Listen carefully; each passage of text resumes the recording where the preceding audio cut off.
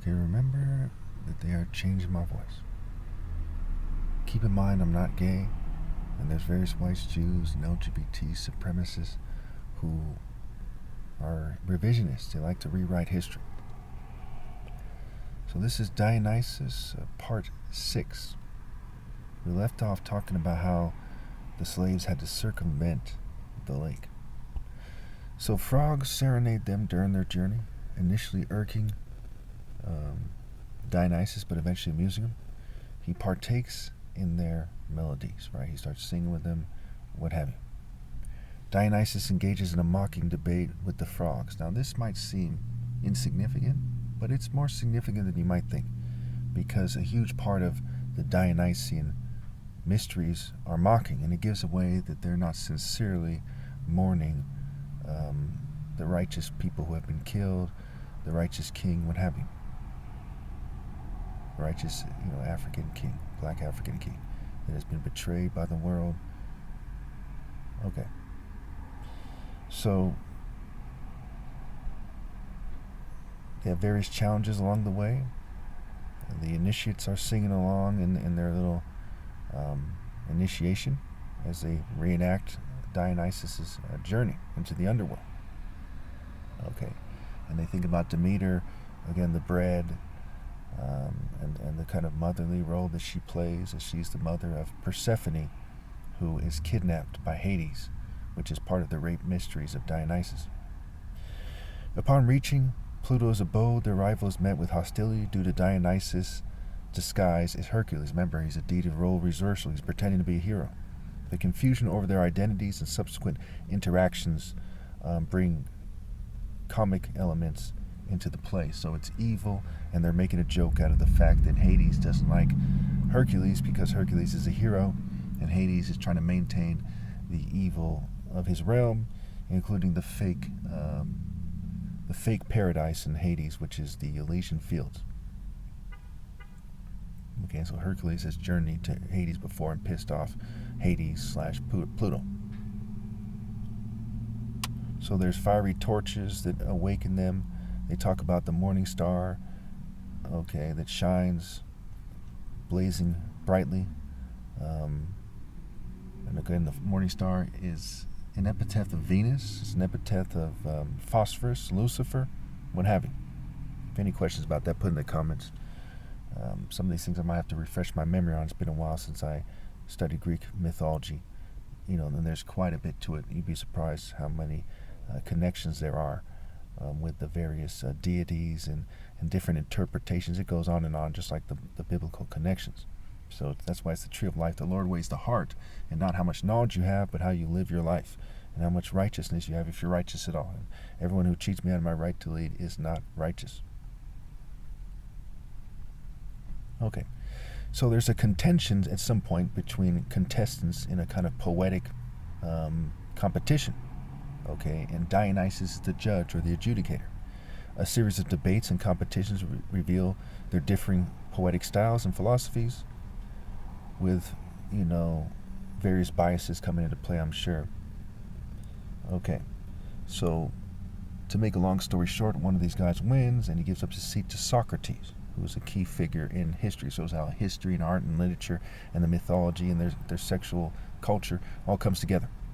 Again, whenever I say the word sexual, they try to make it sound like I'm one of them or some. I'm not. I despise erotic desire. They're doing something with technology and fumes. I'm being heavily fumed right now, even though my car window is down, and I'm risking, problems with background noise, what have you, as I'm parked in a shopping center. I make a lot of my videos in shopping centers because I'm fumed so much in my house, and because of the schedule of my day. I have other things I have to do for work, activities to daily living, running errands, what have you. So anyway, so Dionysus ascends back from Hades and successfully resurrects the dead poet. This comedy was known by many to be an allegory of the ancient Elysian mysteries. These mysteries were practiced by various people who held secret initiation ceremonies.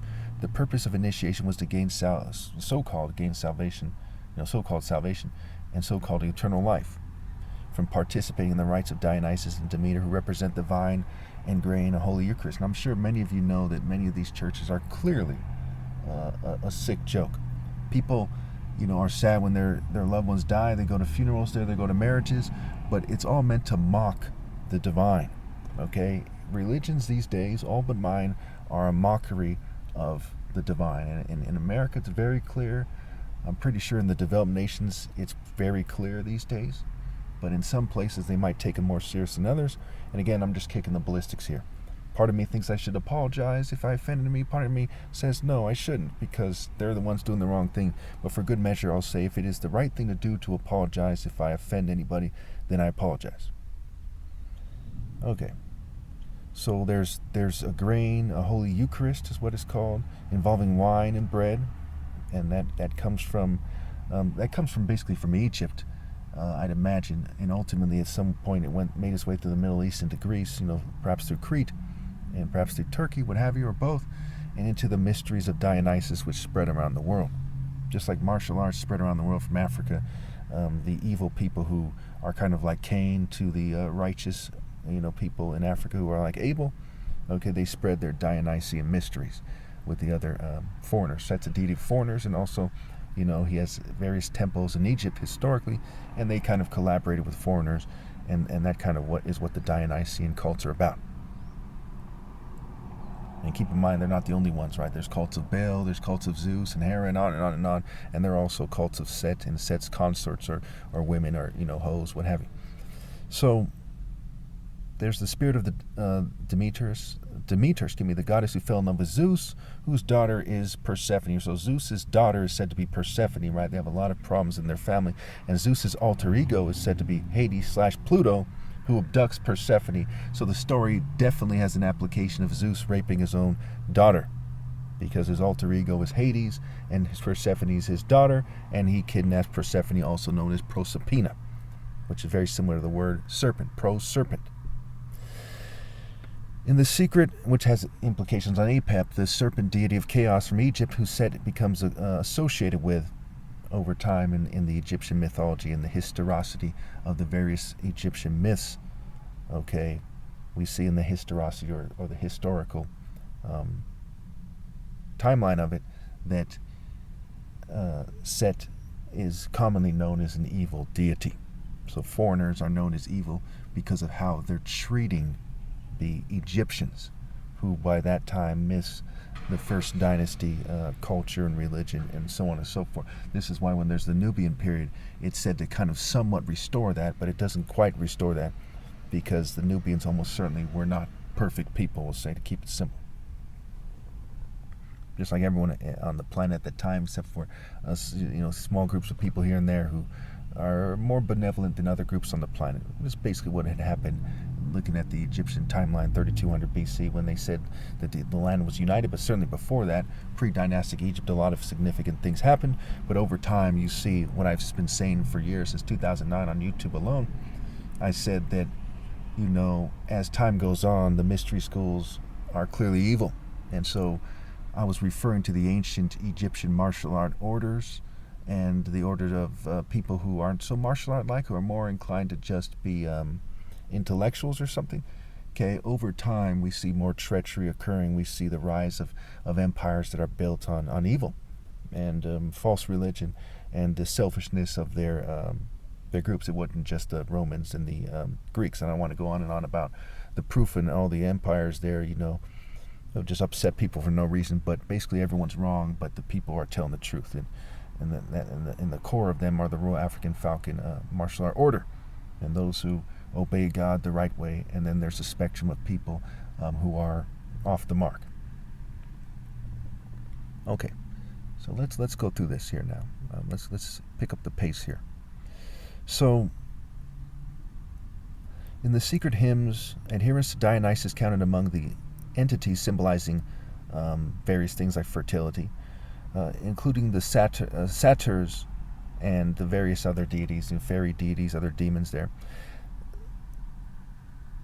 So Dionysus held significant prominence in his ceremonies. Dionysus frequently assumed a wild animalistic form and found association with diverse beings and ideas. His distinctive symbols include a wreath of ivory, and various objects that we would find in in his depictions. One is it's like a long stick with a pine cone and various objects like that are they're phallic symbols. They're associated with the penis, right? Dionysus and the satyrs are quite often, or at least the deities in the area there. It's hard to say what they are. The satyrs there, the kind of goat-legged men, they're phallic symbols like men from Egypt, who's associated with Pan, and that's basically when you have a deity depicted with an erect penis. Okay.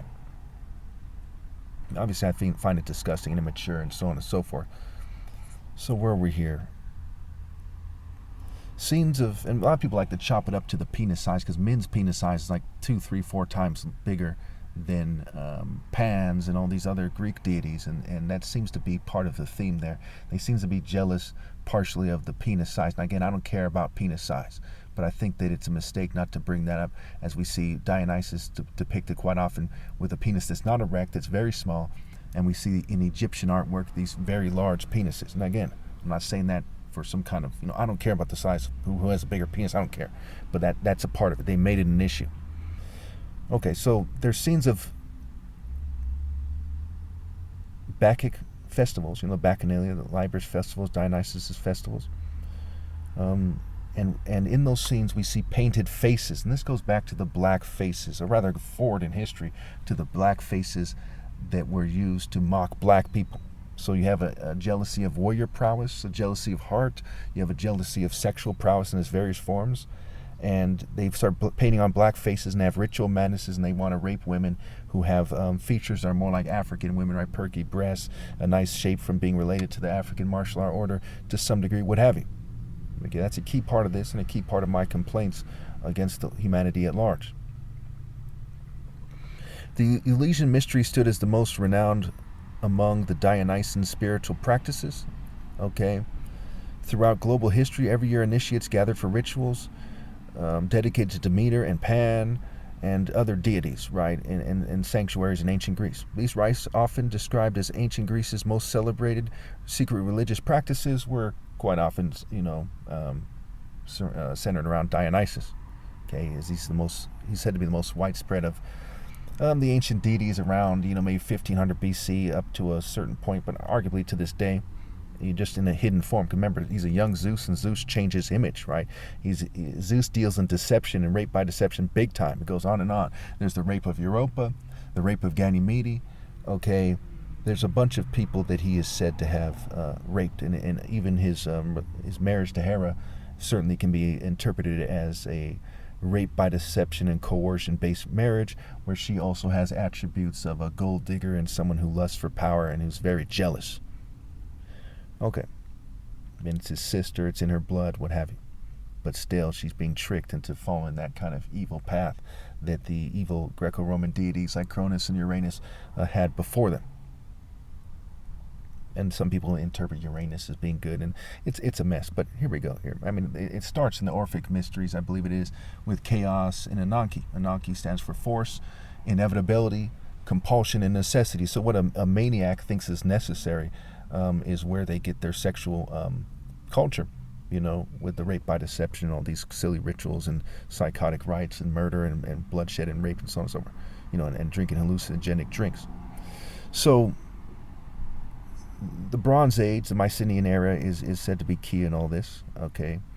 And there's rituals that echo the narrative of Persephone's capture by Hades, right? There's a pursuit, there's a capture, there's, brainwashing, and then she rises again, and she's allowed to return to Demeter every once in a while, and it has to do with the seasons and so on and so forth.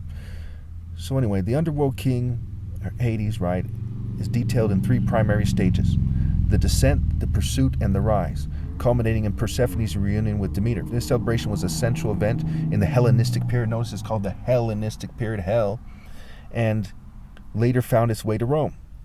And again, Rome symbolically kills Christ, right? That is a key part of Roman history and Roman mythology and Roman religion, which then spreads throughout the world with the Dionysian mysteries hidden in the church stories. There's parallel ceremonies are evident. Near East agricultural communities and Minoan communities come into play here. The specifics of these ceremonies, rites, and doctrines were guarded meticulously and they were upheld for those who were initiated into the various mystery schools, especially Dionysian mysteries, Eleusinian mysteries, Orphic mysteries.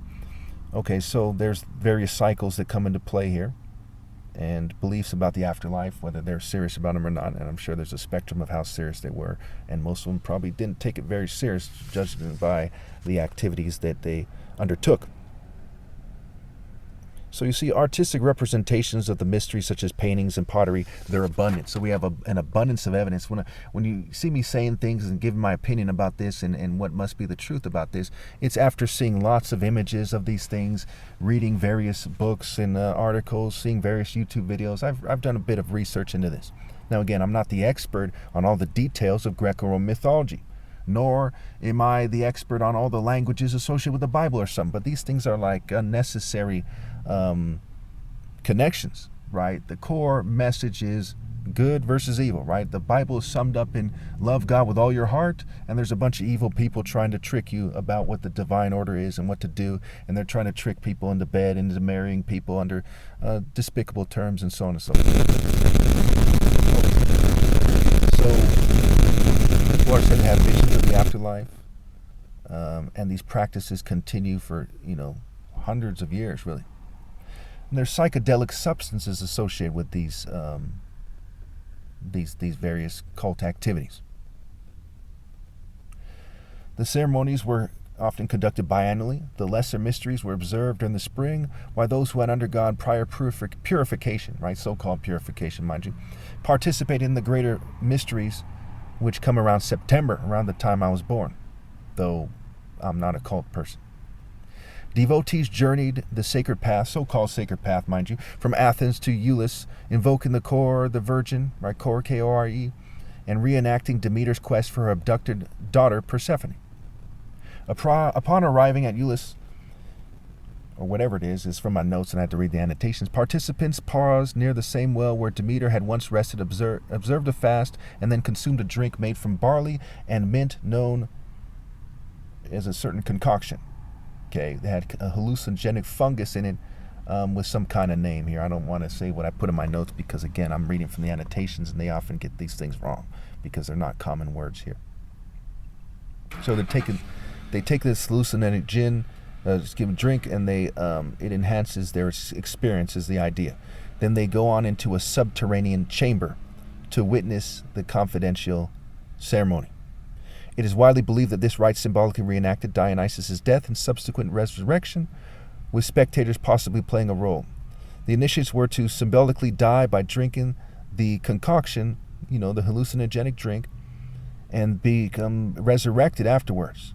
Okay, so they're going through this kind of transformative process, and then it ends up with an orgiastic festival, which, we look at the Bacchanalia historically in popular culture, people run around and they're grabbing each other and they're, certainly they're raping each other, right? The Bacchanalia, Saturnalia, Lupercalia, these are all kind of scatterbrained sort of frenzy events.